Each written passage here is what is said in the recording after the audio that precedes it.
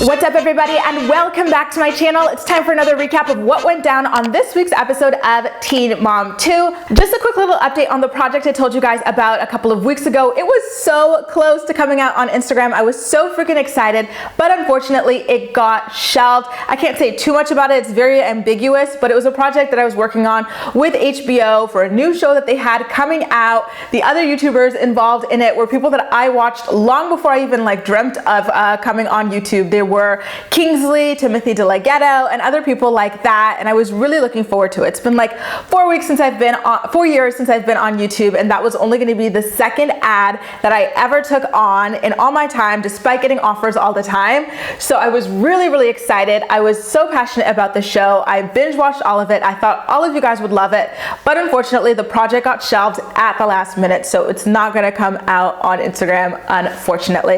Anyway, with that being said, let's jump into this week's recap. We start off with Kailyn in Delaware. She tells us that she is 14 weeks pregnant and she went to her abortion appointment but wanted to have an ultrasound to see if she connected with the baby first, and then she connected with the baby and decided to keep it.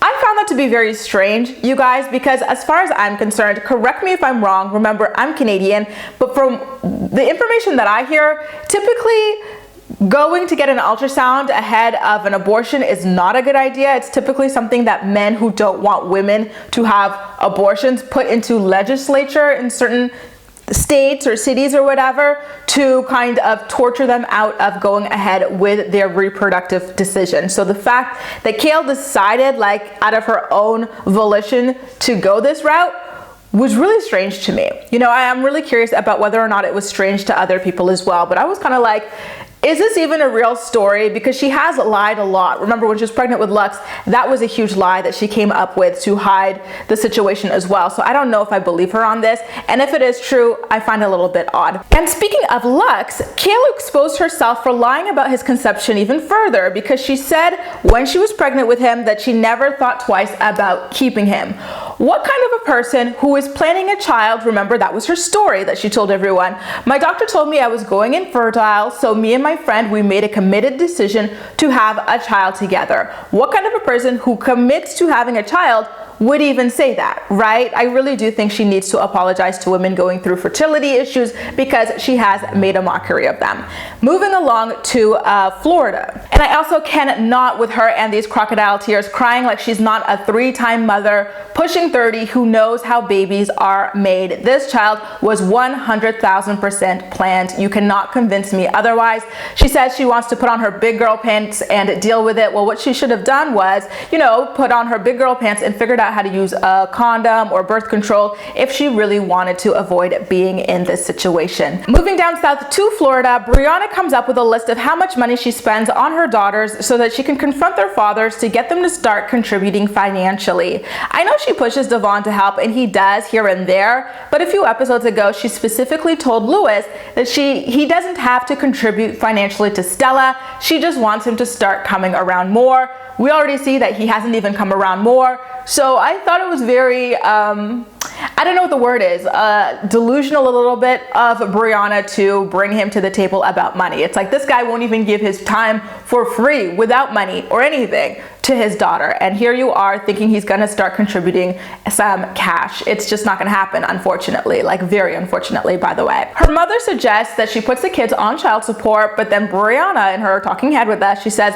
that she doesn't know if that's the route that she wants to go down right now, because then the fathers can start kind of fighting her for time, and she's like, you know, the kids going over to spend weekends or nights or weeks at the dad's house doesn't seem like something that they're ready for at this point, because they don't have that much communication with their fathers as it stands, so it might be shocking for them. Up north in Indiana, Jade's mother suddenly wants to see her daughter Chloe, which I'm scoffing at, because listen, she doesn't even help Jade with the daughter while she's staying at the house. She just leaves her fast food everywhere, you know, like a slob or whatever, and this is just performative at this point. I think she wants to move back into the house, and she's using the daughter to do it. Shawn, of course, does not want her coming over, and Jade sides with him this time. She's like, listen, he's the dad and he's the one at home. He's not comfortable. He's not comfortable. But she tells us in the talking head, listen, Chloe loves her grandma and I am not going to ice her grandma out of her life. Meanwhile, in one of the Dakotas, I always forget which one, Chelsea takes her daughter Aubree to get braces, and then she takes the opportunity to expose Aubree's personal text messages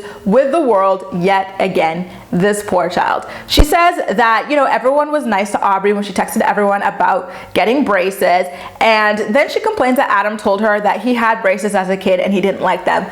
I personally don't see anything wrong with that. Maybe that's just his way of connecting with Aubree. It's nice that he's responding to her again, you know, and Tether Grace even said the same thing. At least he's responding. Then Chelsea also reveals that Grandma Donna told her good luck with the braces.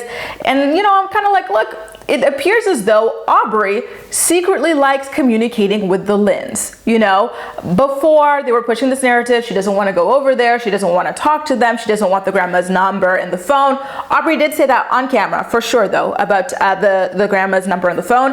But maybe she wanted to ask the grandma personally, you know, because here she is talking to the grandma. It doesn't seem like she doesn't like her to me. She also gives us a little update on that letter she had her lawyer sent over to Grandma Donna. And then she says that Grandma Donna never responded to it.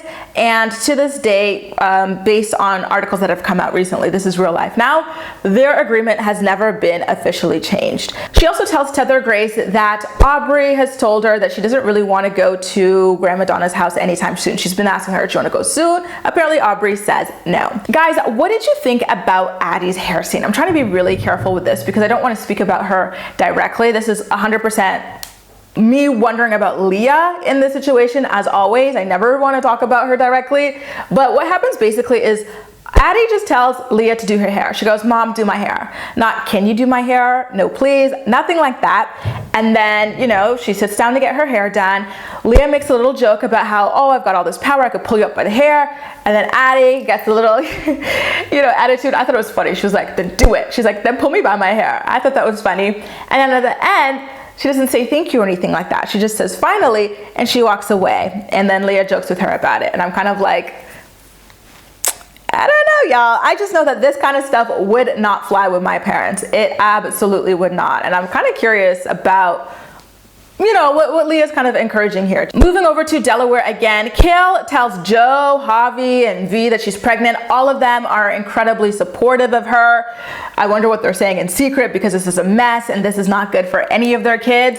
And then she says something that again had me quite confused. You know, she's like, okay, I already told some people that I had a miscarriage because I was planning to have the abortion. Then I told Javi I had the abortion, and then later I announced to him that I'm pregnant. So I'm kind of like, this is weird.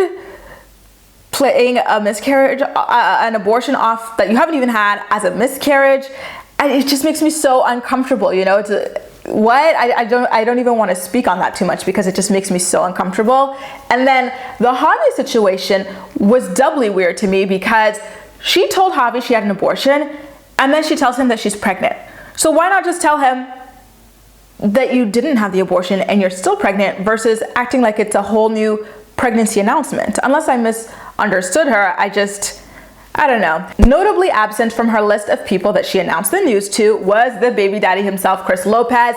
If you recall, this baby was conceived on a kitchen counter in Kail's house under the lustful gaze of a PFA. So legally, she couldn't communicate with him about even being pregnant at this time. I'm just so, oh my God, you guys, the Jerry Springer of it all. Honestly, guys, I would be depressed if I had a baby with someone and we split up and then they went on to live this kind of a life. You know, I would just be so freaking like, what are you doing to our kid, dude? Like, what is this tornado you're creating? Anyway, moving along to Chelsea world again, Grandma Donna texts Chelsea about the visitation, and Chelsea tells Grandma Donna to refer to the lawyer letter and go through their lawyers, and Covert Cole says that it's pretty disturbing that Grandma Donna can't respect the lawyer's letter because it talks about a child's well-being, and I felt like that was so dramatic of him. You know, he's acting like Grandma Donna is out there beating Aubree or something like that. Like, listen, Aubree's going through her preteen phase. She's got friends and stuff she wants to see. So she doesn't want to spend 2 days, like her weekend, at her grandma's house. It's not about like a, you know, any kind of concern about her physical well-being or anything like that. Like, dial it down a bit. And I have been noticing Chelsea low-key telling Cole to like chill the heck out in scenes. Like, Last episode, when he was going on and on about the lunches, she's like, okay, honey, the lunches are fine. Here, she did the same thing. She's like, okay, honey. I was like, yeah, girl, you might want to get that guy in check. Back in Florida again, Briana totals up the amount of money that she spends on her daughters every month. And oh my God, you guys, I don't know how single parents do it, especially single parents who aren't on MTV. $5,000 a month, over 5,000. I think it was 5,600 and something. That is crazy. God bless single parents, you guys. She asks, why can't I have baby daddies who help contribute? And then her sister Brittany, who is just so freaking amazing, she goes, oh, because you met one in high school, the other at the club. Everyone needs a sister and a friend like Brittany. Like, you really need people who tell you about yourself. None of that yes man garbage. I love it. Anyway, Louis pulls up to talk money, and Stella doesn't even go towards him when he comes around, and that just tells you everything you need to know about just how deadbeat this guy is.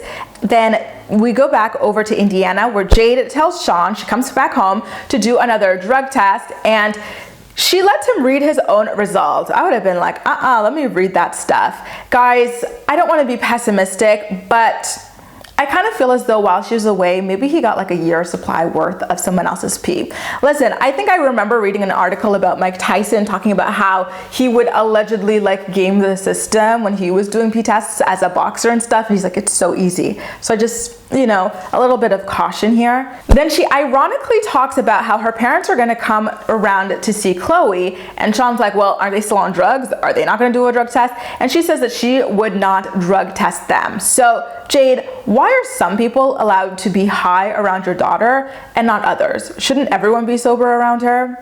Moseying on down to Middletown again, Kail gets to find out the sex of her baby at an ultrasound appointment with her live-in nanny, who I honestly feel is a little bit of a surrogate mom to her. Guys, where did she find this lady again? I truly forget. As we all know, Kail finds out that she is having a fourth boy. And then, you know, back in Florida again, the guys seem to be gung-ho about helping Briana pay for the children, raising the children. But I think they'll all be back at the kitchen counter before they know it, because you know what, these are just not, in my humble opinion, stand-up career men who will, or family men who will consistently be stable for their kids. And again, that's why this show is a really good warning, wake-up call to everybody to be careful about who you have kids by, because you know, it very easily can be any one of us if we don't heed this warning. You know, like, get a nice guy with a nice job who loves kids and family, unless you want to struggle your whole life like this. Like, this is not easy at all. I definitely feel for Briana. The final scene of the episode is Leah talking about how she and her sister want to go to Costa Rica so Royer could meet the baby who's like 6 weeks old. This is when coronavirus was happening, and it's like, okay, sis, like, you know, it takes a special kind of dumb to go to another country and get knocked up immediately by a stranger. You know what I mean? Like, raw dog them on the first night.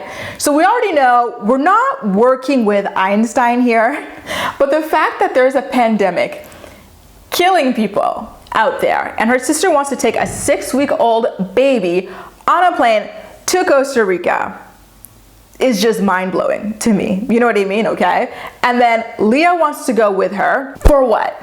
You know, your sister's a grown-ass woman. She made this baby with that man. She can go ahead herself and, you know, risk all of that. But you, Leah, you've got a daughter with a very fragile immune system. So what the heck are you thinking? And not only that, but she was like, oh, I gotta go see my publicist for my book tour, my this, my that. And Jeremy has to be the voice of reason. He's like, dude, there's a virus going around killing people. Do you wanna, you know, go travel around, bring that virus back and kill your grandma? You know, or do you want your daughter to get this virus? Like, you already know she's got a weak immune system. And Leah seems very insistent about going on this book tour. He's like, listen, everything's about to get shut down. There isn't going to be a book tour, dude. And I don't know. I honestly, though, I have to be fair. At this time, we didn't really understand the gravity of this, because nothing like this had ever happened to kind of shut down the world. So maybe she just didn't get it. You know what I mean? I definitely don't think she's like, you know what, screw this, like, screw my grandma, screw my daughter, I'm gonna go do this because I wanna have my book out, or I wanna, you know, help my sister with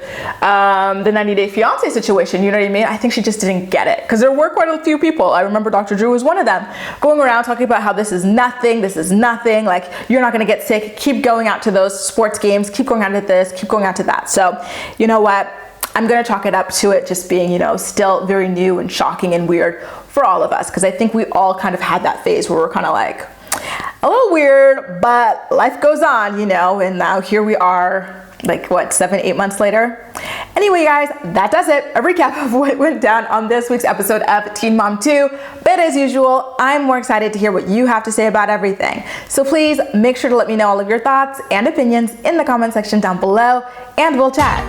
That's all for now. Thank you so much for watching, and I'll see you next time.